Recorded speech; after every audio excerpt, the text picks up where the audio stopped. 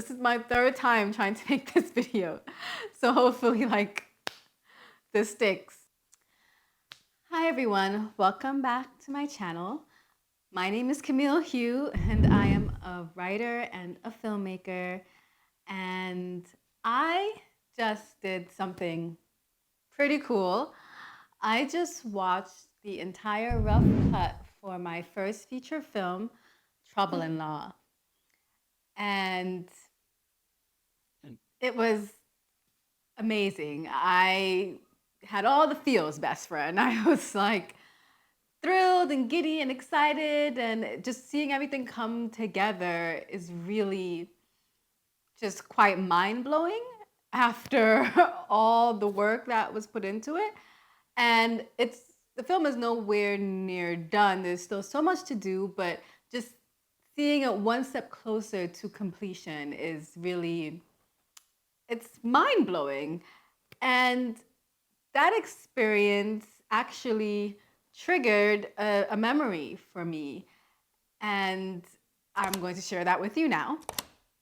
So when I was in pre-production on Trouble in Law, someone made a joke that was basically to the effect of, I don't remember like the exact words that they said, but basically they said, I hope you're not acting in this next one, because they had seen my previous project, How to Be a New Yorker, a 30-minute pilot that I shot, and apparently they weren't a fan of my acting.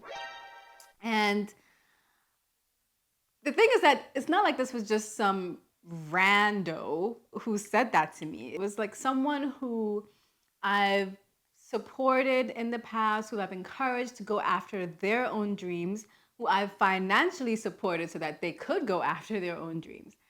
And it was someone who I cared about a lot, whose opinion mattered to me. And so it really stung, even though it was disguised as a joke. And later, as I was reflecting on why it bothered me so much, I came across this subreddit, this Stoicism subreddit. And it was really a gold mine of advice. One thing that really resonated with me was the idea that if you take something personally, it's usually because it's an insecurity you have, or it's a belief, something that you believe to be true. That's totally me with acting.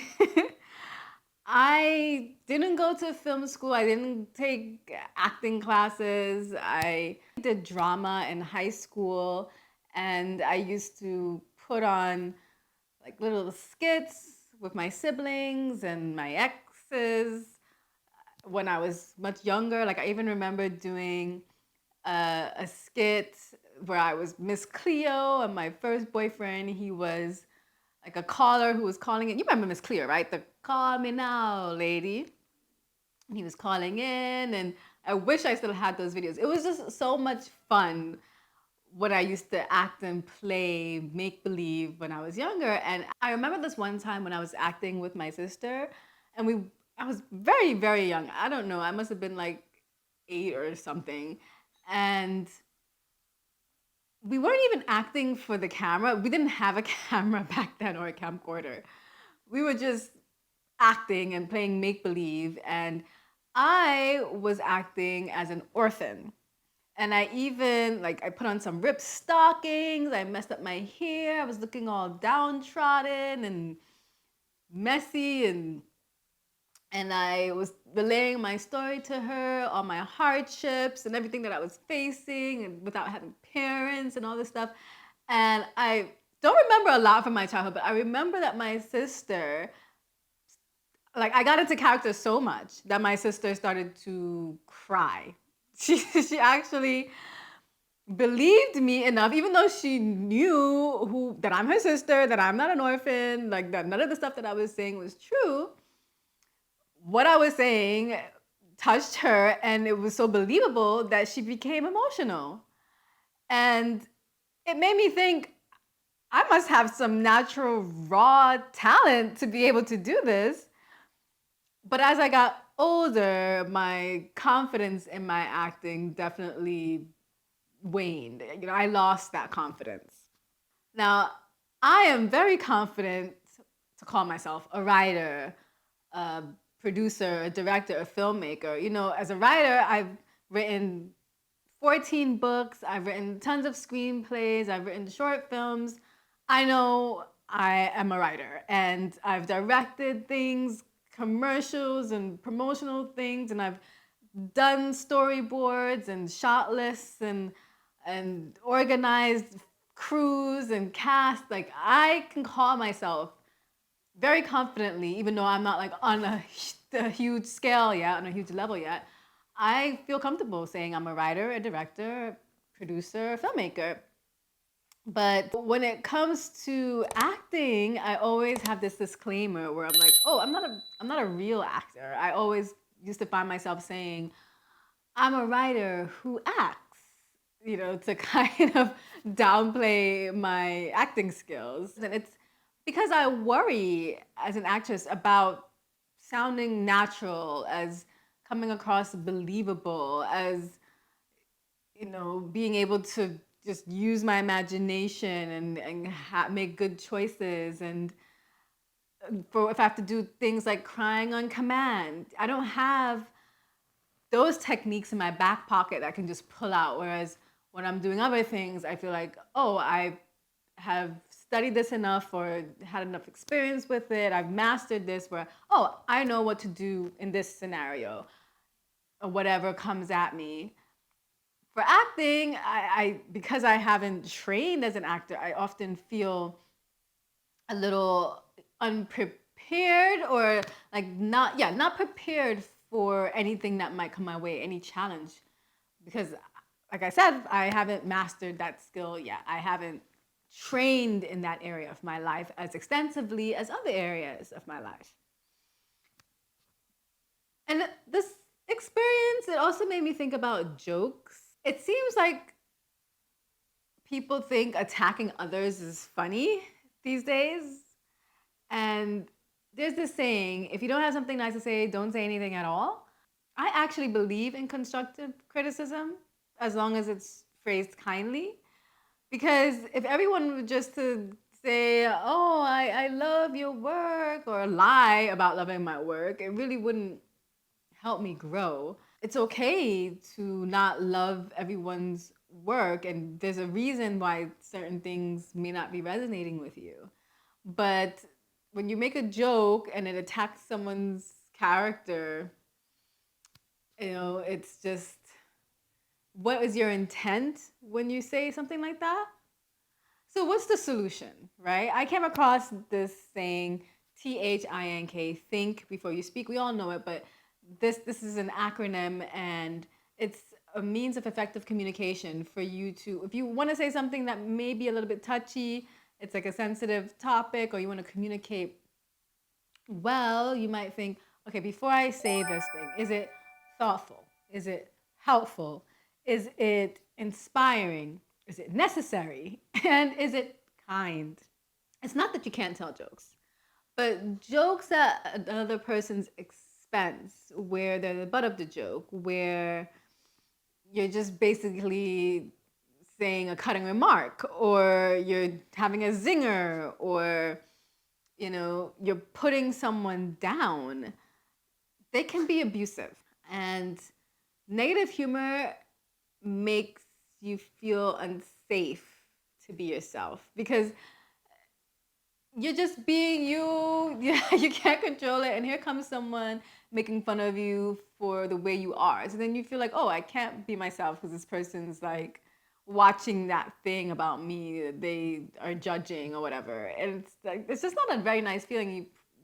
You don't want to really be around people who are constantly judging you. You think negatively, and yeah, who wants to be around people like that? I think if people have the same sense of humor, sometimes it could work. Like, some people totally do not mind someone jabbing at them at things that are kind of sensitive, and they will like either jab right back, which then I think creates this kind of hostile environment that's not all that great to be in either. But some people like they don't mind having the kind of like those hard hitting punchlines where they're kind of feels like you're borderline attacking someone. And if it works for you, hey, I mean, Meryl Streep, maybe she would find it hilarious if someone were to make a joke about her not being able to act because she has an Oscar, right? It's like, okay, sure, yeah. But for most people, those jabs hurt. And like I said before, especially if it's an insecurity you have. So, for example, I'm 5 feet, 5'1", and if someone were to make a joke about me being a giant, towering over people, humongous, huge, like it would just roll right off my back because it's just so patently false. Like it's just clearly there's no truth to it that I couldn't get offended. I wouldn't get offended. You just have to, I think, consider your audience and and their sensitivity when you're making these jokes. Like if you test the waters and you tell a joke that maybe you see hits on someone's insecurity because they don't take it very well, then you clearly need to make a mental note that okay, we don't go there, best friend. We ease off those topics. We don't joke like that with this person because they're just kind of sensitive, and it's okay if you're a sensitive person. We are all different, and we just need to learn how to respect other people's boundaries, how they like to be, how they expect to be talked to and joked around with. And honestly, this whole thing just made me realize that I have to work on this insecurity. At the end of the day, this person who made the comment, I think they want to see me succeed, even if they don't think I'm the best actor currently. And they did support my filmmaking journey, so I have to just give a mulligan in that instance. And I don't remember like even what I said in response to that comment. I actually want to know what you think I should have said or what you would have said because I think I probably was just like, "Oh, okay, gee, thanks," something like that. But sometimes even though I'm a writer, coming up with witty remarks on the fly, it's I think it's something we all deal with. You're like, oh, I wish I would have said this in that moment. I want to know actually what you think is a good way, a good response to have to people who are kind of like trolling you or hating on you in real life. Like if you're faced with that situation, what do you even say? What can you say? What should you say? And I'm not a fan, like I said, of having a biting remark back at someone where I'm like attacking some insecurity that they have in return because then it's like it feels combative and mean spirited and icky.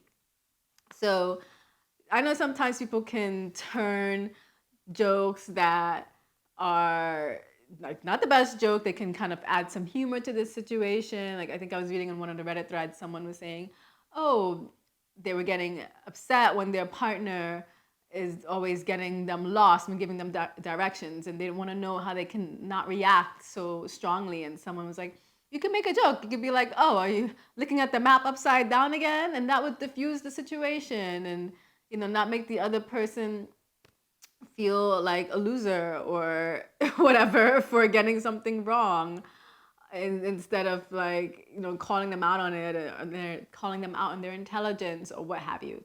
So in the comments, definitely leave below what you think is a good response. Maybe we can all workshop this.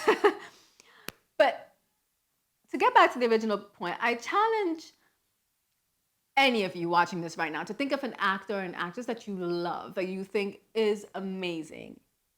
I guarantee you that there is someone out there who thinks that same person sucks. You know? I've heard people say like Denzel Washington can't act, that he's always playing himself, or Kerry Washington can't act, she's always making like those weird faces, or Sydney Sweeney is too wooden, or Jennifer Lawrence is just always playing the same characters over and over and over again. These are people who get paid millions of dollars to just show up and act, and someone out there is not a fan of their work, thinks they can't act. So you just have to keep that in mind, like keep that perspective in mind. And I even the point hit even closer home to me when I started casting my own projects and watching auditions. I would see auditions from very seasoned actors and then from newer actors. And it hit me like these seasoned actors at one point looked like this novice over here. The only difference is like they've experienced the time that, that they've taken to hone their craft and to build their confidence because you see like and the lessons that they've learned because you know even when you're auditioning and this is something that maybe won't come naturally to everyone. You know, you're auditioning and the person's reading the sides and there are more than one person in the scene but you're just looking one place. Like you learn through education that you look here, you place the people in your imagination, you really learn to activate your imagination. That's really what these classes help you do. And it's just a matter of time. That's all that separates time and experience and wherewithal to stick with it and not be discouraged by people who are critical of their acting skills when they're a novice or someone can see like that they have some raw talent or spark in them and who's committed to helping to bring that out of them because it's a confidence thing. Like we can all act. If we can all lie, we can all act. Like that is kind of not to say like acting is just we're just liars because there's a lot more to it than that. But I think like as children, we all had active imaginations and we were able to play and pretend. And like that is acting. You're just like reacting to a situation as though this thing were real. Like that is it. And we can all do that, but it's just our level of confidence of what like level we can do it on, you know, on like a big stage, on a big screen, like in front of hundreds of people or thousands of people or millions of people. Like that's really what separates us. And they were able to build their confidence through practice, through experience. And the more I act, the better I become. I feel more comfortable, especially when I'm in a scene with a good scene partner. They really can elevate you. You bounce off of them. I found that like I'm kind of seeing how they process things, how they work, how their energy shifts, how they before they even get into a scene, what they do. Like these things, they they make a difference. And these people have learned it probably through classes, but some of them just maybe are following their own instincts. They can really elevate you to another level when you're acting with other people, especially seasoned actors. And another thing that I realized while editing Trouble in Law is that movies are truly made in the edit, right? It's really just a highlight reel of your takes. That's all a movie is. You just need one good take. And maybe all these actors that we think are so amazing, they just have one really good take because that's all you need. There's so many ways to shape a performance in post-production. If you just find one good take. If there's no one good take, you can cut away to a reaction shot. You can use a reaction shot from somewhere else. You can put it in there. You can do ADR to dub over, you know, however they delivered the lines that didn't quite hit right, you know? And there's so many other things you can do. You can add music to kind of enhance the performance. You can do a lot of things in the editing, in the post-production process. Sometimes these performances, it's a result of the director or the environment. You know, like I remember watching, I don't remember the guy's name from Emily in Paris, but he plays opposite Lily Collins. He's like the love interest, and he was in the most recent season, spoiler alert, he gets kissed by this other girl after breaking up with Emily, and he wanted to play it after he received the kiss as kind of like not being receptive to it. And apparently the director wanted him to play it a different way, as though he was like enjoying it and into it. And he famously came out and publicly said that, you know, I didn't think the character would do this. It didn't make any sense for the character to do that because people were critiquing his acting. They're like, why would he make that choice? But sometimes it's not up to the actor. It's like the director's vision. This is what they want you to do. They're paying you to do this, so this is what you have to do. And or it could be the environment. It's like it's a hostile environment, people hate each other, like it can affect your performance. Someone's like, you have a bully director or a diva actor or actress, and it does tarnish, the energy on set, and it affects your acting for sure. Or there's some type of like rift between the actors, like all that stuff can affect why someone might not give their best performance, or to explain why, how come that person acts so well in that show and this show, like they are horrible in your opinion. you know it's all subjective, really. That's all art is. Someone loves it, someone else hates it. That's just the way the cookie crumbles, and you can't take it personally. I mean, like you can, but you shouldn't.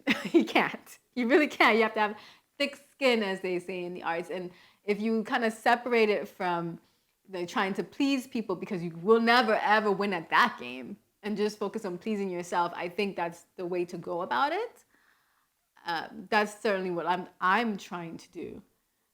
And you only continue to collect tools that you can put in your back pocket, that you can kind of call on, and hope that it helps you with whatever scene you're trying to get through.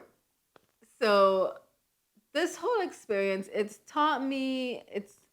reminded me of some key Stoic principles that I'm going to share with you now. The first principle is called amor fati, and it means to embrace the experience, even the negative comments, as a part of your journey. It's shaped you and led you to this realization, right? And this realization that this is an insecurity that you have, that you are going to address. You're not going to ignore it anymore. You're not going to push it under. It's not just going to be this negative thought festering in your mind that it's easily triggered by someone. Because why? We are going to work on that. Yes, this person made this comment, but it had a good effect on me, because I was able to look inward, like be introspective, and realize that like I really need to work on this insecurity that I have around acting. Second is to focus on virtue. External validation feels good, right? Bestie, like let's not beat around the bush here or lie or pretend. When people leave comments praising my work, it feels amazing. It feels really good. When someone leaves negative comments, I'm like, ooh, ooh. Or if there are no comments at all, I'm like, oh, that's like that did not resonate with anyone, I guess, or no one's watching. You're like, oh. But chasing external validation is a dangerous game, because if I'm just doing it for the comments, what happens when the comments stop? Then do I stop making art? If I'm just chasing trends instead of following my own artistic vision, am I going to feel fulfilled and happy in whatever I'm creating and making? Probably not.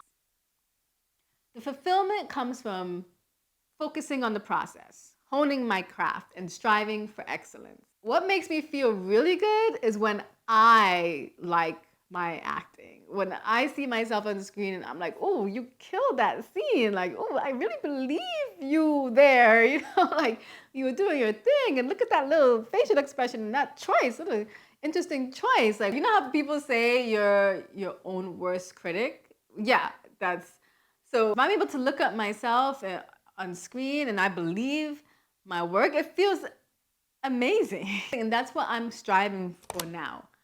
I have this saying, normalize, I love that for me. Because you always hear the meme, I love that for you.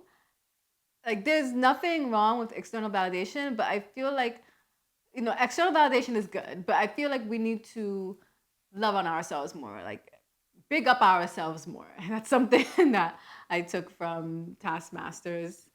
It's like, you need to big up yourself. If you're aiming to make yourself proud, to stun yourself, it's a much healthier and more positive experience. And then the last one is a dichotomy of control. You cannot control other people's opinions of you or the jokes that they make. right? But I can control though is my own self assurance, my own self beliefs, my own commitment to improving. I can influence my own effort and growth in many ways. I can go ahead and take acting classes. And I know like acting classes can be very expensive, but there are so many other things that you could do. You could read books, you can watch YouTube videos. There's some amazing creators putting stuff up on YouTube about with acting tips, and you can study other actors, not just like people around you, but celebrities, people on TV and movies, and see the choices that they're making. And you can practice on your own. Like I found myself just sitting down by myself, and then I'm just like running scenarios and how I would say this and how my facial expression would be, or looking in the mirror and like working on my facial expressions. My dog must think I'm nutso for real because I just will be like out of the blue, I'll be like, oh, da-da-da, saying a line or whatever. And you can do that. There's so much to learn, and there's so many resources out there. You can totally study on your own. You can also take 48-hour film challenges where you go out and make a short film in a weekend. You can get friends together. You can join meetup groups. One of the things that I want to do is start an online acting jam, and we can go just come together and practice and critique each other, give feedback, because I think that's super important. I was talking to someone who is paying for classes, and they were telling me that like they don't get any feedback. You do the C and like you applaud and then you move on. And I just think that's a little weird. I know in writing groups, one thing that helped me become a better writer is listening to the feedback of my peers, people who have also studied writing the craft, and like I respect their opinion, and like, they give me their take on what they think isn't working, why it's not working, what is working. And that's what I would want in an acting class. So that's what I would kind of like to do in acting jam. And there is an art, like I said, to giving feedback. You can't just be like, I didn't like it, I didn't believe it, I hated it, it sucked. You have to like, what weren't you feeling about it? What suggestion could you make? Could you try it like that? Or what would it help to think about that? Like that's what I'm really looking for. And I don't know if acting classes, I'm sure there are some that provide that, but you can also orchestrate that on your own, right? And maybe if you're interested in joining my acting jam and being a part of it, like leave a comment below, because maybe then I'll open it up instead of just doing it locally. It would be super cool to have people from all walks of life from all over the world joining in and giving their perspective and lending their experience to helping each other, us all, get better as actors. I didn't even realize how much homework is involved with acting until I started casting and hiring actors and seeing their preparation. Something that I was told as a writer is like, if you want to become a writer for a sitcom, be prepared to do homework for the rest of your life. That's what this person said. And I think it also applies to acting, because with acting, you can't just really show up and expect to nail the scene. Like you have to do your preparation and think about what the character is going through and how they were going to react and whatever. Like that makes you don't have to do it, but if you do your preparation, I think it definitely results in a better outcome. And lastly, I just want to say that no one knows you better than yourself. Like I am the expert on myself. No one knows me better than me. And so I know what I've overcome, what I've accomplished. Maybe just getting on camera for someone is a huge feat. Or maybe you have a horrible memory, and so just like recalling your lines and not flubbing them is a big win for you. Don't downplay your wins in your mind just because someone else doesn't see it as such. We have to really build up our self belief and our self assurance, because honestly, if I had followed the advice of this person, or if I had really started to doubt myself, I had this self doubt, like, oh, maybe I shouldn't acting it. Maybe I should just direct it and produce it and cast someone else. I wouldn't have this amazing end product that I just witnessed, I just watched in the rough cut. And I am so proud of the rough cut myself, of the other actors that I worked with. Like, it's a good performance, and that's what I write these films, I make films that I would enjoy. Like, I'm my primary audience first and foremost. Like I said, when I'm acting and I'm acting to make myself proud, to like be stunned by my own acting. Like, that's how I am when I'm writing. I'm writing for myself. It's a tip that I took from Issa Rae in her masterclass, and she was saying when she would write, she would be writing these outrageous things, and she's like, "Well, it's funny to me, so I'm gonna write it down." And it ended up not only being funny to her, but to hundreds of thousands and millions of people. And so I know everything that I do is not going to resonate with everyone. And so I can't please everyone, but I can strive to please myself. And so you just have to kind of have that self belief, and that you're not perfect, but that you can go for your dream, that you can accomplish it, that you can do what you set out to do, even if other people don't see your vision, or they don't think that the same way you do, that you're not right for the part, like for the part that I wrote. Like, because when I write from my experience, like, I know who knows the characters better than me. Not to say that I can play every single character, but it's like generally the main character, which I'm playing nowadays when in my own stuff, it's like I know the character inside out. I'm drawing from my life experiences when I'm writing these things. So thank God I didn't like have I didn't make this person's words knock me down a peg, make me doubt myself to the point of, inaction, to the point of not moving forward with this project, because I have the end product today. The one thing I want you to take away from this video is, if someone doubts you, if someone questions you, like, who told you can do this? Who told you can act, sing, whatever? That your response is a resounding, well, I did. I said that I'm an actor. I said that I'm an actor, and I am, even if I didn't go to acting school. Like, why? Because here you go. Here's the proof of me acting. Here's the proof is in the pudding. You really can do and be whatever you put your mind to, whatever you set out to do. Some things are easier than other things to accomplish, but the point still remains, it still stands. So who said that I can act? I did. You have the power to define yourself. No one else should be defining you, and no one else's opinion should certainly not be above your own. Like, your opinion of yourself is precedent. That's the highest form. Yes, you can respect other people's opinion.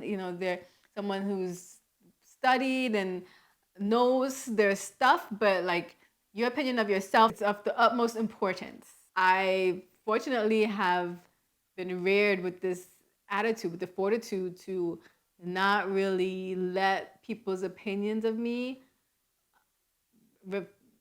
affect me. I'm not gonna say like I'm bulletproof, because I remember like I wanted to be a singer at one point, and when I was much younger, and I was pursuing it, and I actually was performing at like this open mic night thing, and I really stopped singing after that experience, because I was singing and like everyone was just talking while I was singing, like no one was paying attention.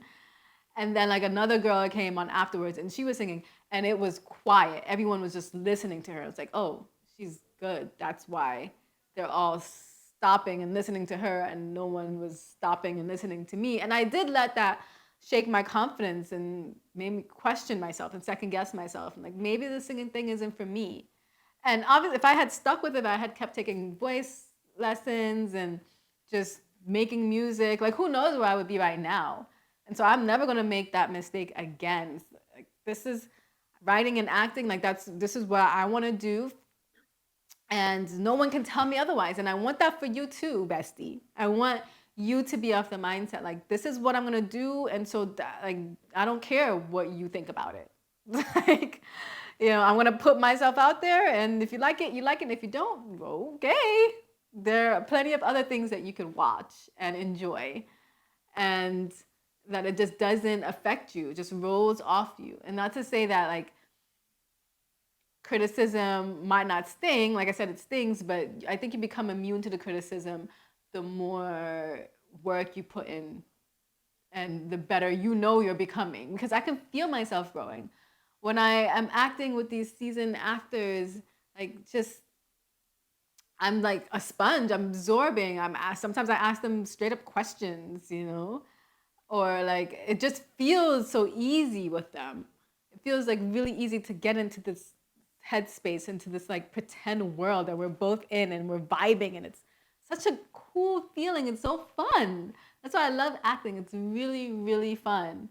And yes, it can be stressful. You have to remember all these lines.